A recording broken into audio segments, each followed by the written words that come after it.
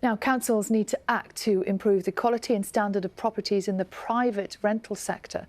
That's according to the chair of the Housing Select Committee. Yeah, and this comes after an investigation by the BBC that found that councils in England are often failing to use their powers to ensure that privately rented homes are safe. Jim Connolly has been to meet some of the people affected. This is above.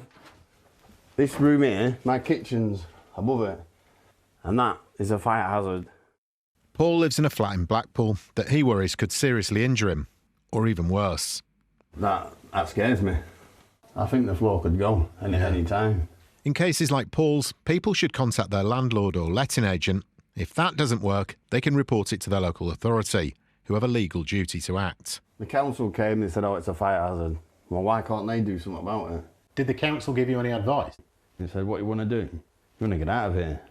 Blackpool Council said they inspected Paul's house and sent a schedule of works to his letting agent. As this wasn't acted upon, since we've filmed, they've now issued an improvement notice. The agent acting on behalf of Paul's landlord disputed concerns over the property being a collapse risk and said the floor remains solid. They said they're now getting quotes to do necessary work. Paul's not alone though. We've seen examples across the country of people's homes that have issues that could seriously injure or even kill them, what are known as Category 1 hazards. Councils have a range of powers to protect tenants in the private rental sector, but our exclusive data from local authorities in England raises serious questions about how often that action is taken. Since 2017, more than 130,000 hazards were recorded and around 25,000 actions.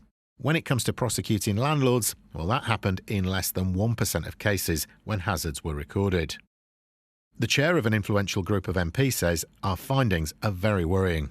We need to make tenants more certain they can safely complain, and then we need local authorities to go in and really deal with those bad landlords, prosecute to make sure tenants are safe and secure in their homes. Kieran, Elle and their daughter Alexa Lee know only too well the consequences of living in a home with a danger. I just heard a bang, and when I turned around, the fireplace was on the floor. A fireplace in their Liverpool home fell on Alexa Lee, leaving her with life-changing injuries. I instantly knew something was wrong and shouted, I think she's dead.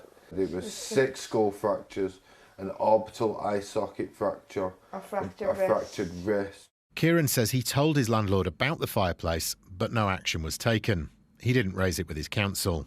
I didn't know we could report a private landlord to the council. What would you want to see happen? I want private landlords to listen to how bad it can get. If you've got a dangerous property and things are being complained about, please fix them. The family's former landlord denies being made aware of the issues with the fireplace. The housing charity Shelter want the whole private rental sector to be reformed. Well over 1 million private rented homes are not meeting the required standard, and there isn't enough resource to enforce proper standards. So yes, the whole system is a car crash.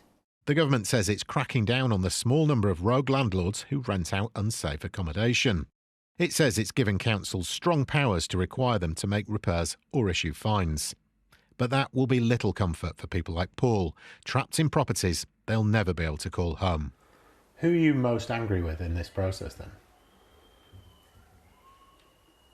Yourself, moving in here. Really? Jim Connolly, BBC News, Blackpool. We're joined now by Ben Beadle, Chief Executive of the National Residential Landlords Association. Morning to you. Plus also housing campaigner Kwajo Tweneboa. Kwajo, if I could come to you first of all, just your reaction to the report we've just played and the circumstances that some people are having to live in at the moment.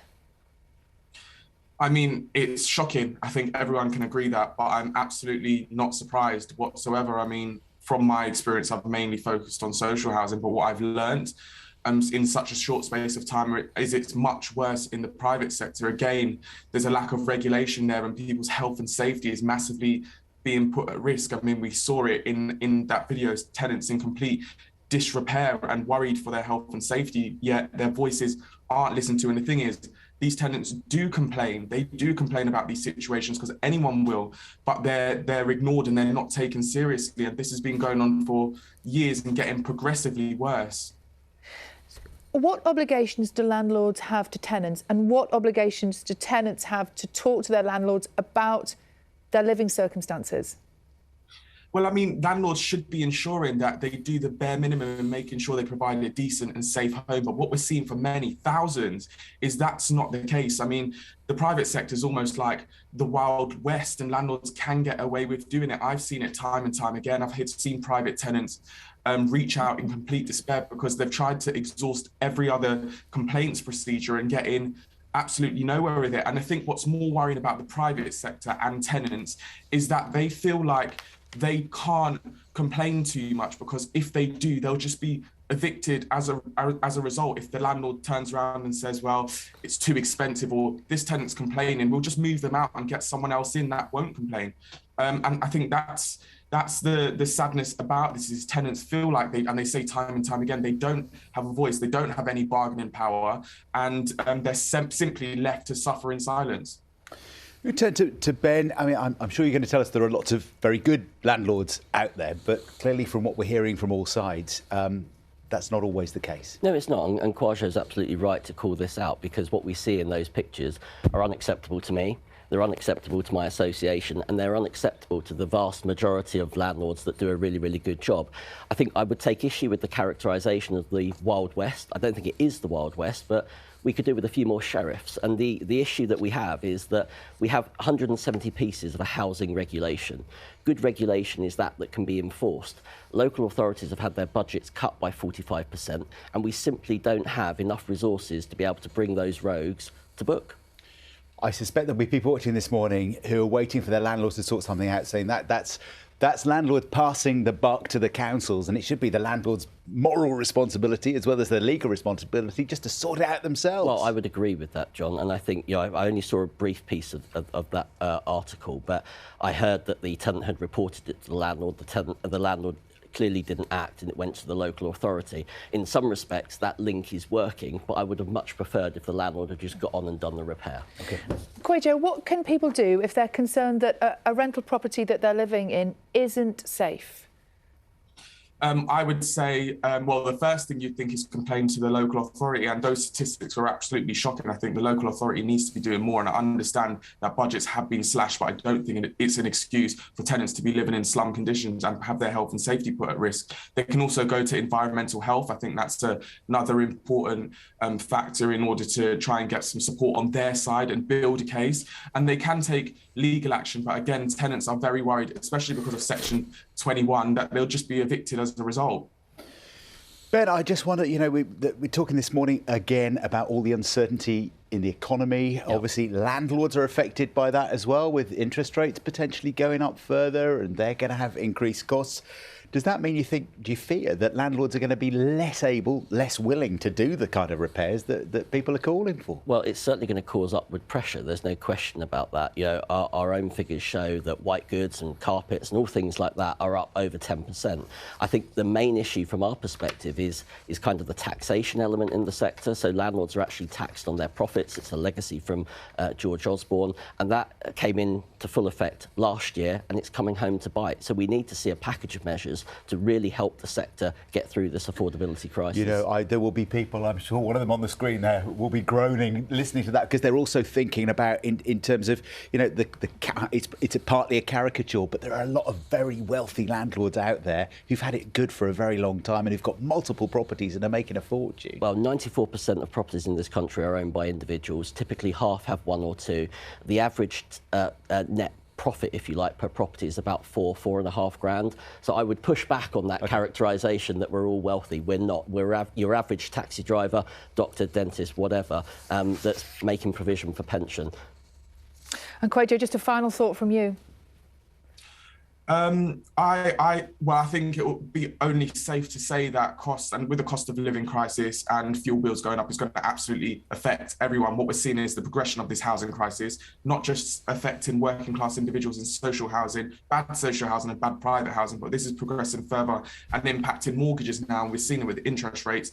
And no doubt with that going up, coupled with the cost of living crisis and energy crisis too, is going to affect landlords. And what we don't want to see is that then falling back onto tenants in the increase in rent, because landlords need to cover their mortgage costs. We need support for tenants too, because ultimately this crisis is going to fall back on them, and they will end up evicted and can't turn to social housing, because we've seen the state of it, and there's 1 million people waiting to get into social housing as it is. So the government need to do something, and they need to do something fast in order to provide support across the board, I think.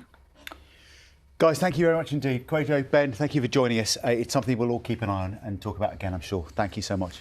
And in a statement, the government said it was committed to exploring policies that build the homes people need, deliver new jobs, support economic development and boost local economies.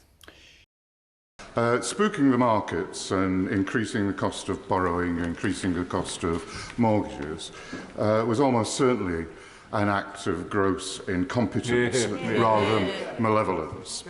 But going back on the commitment to end no-fault evictions is an act of extreme callousness. Can the Prime Minister reassure the 11 million private renters in this country that she will carry out the commitment to get rid of no-fault evictions? I can. Julian Sturdy.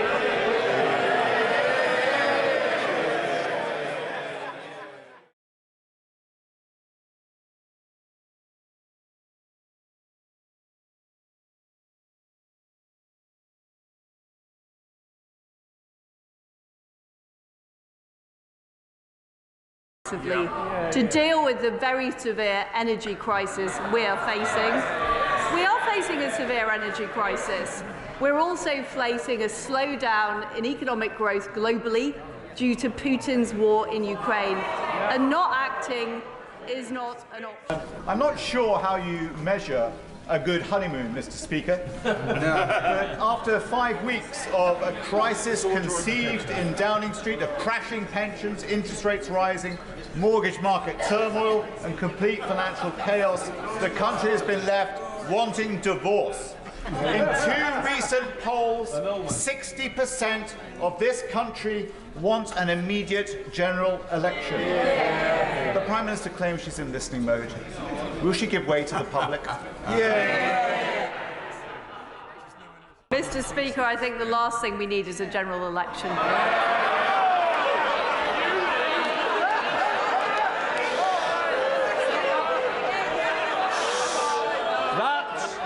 That concludes Prime Minister's questions. Let the people leave.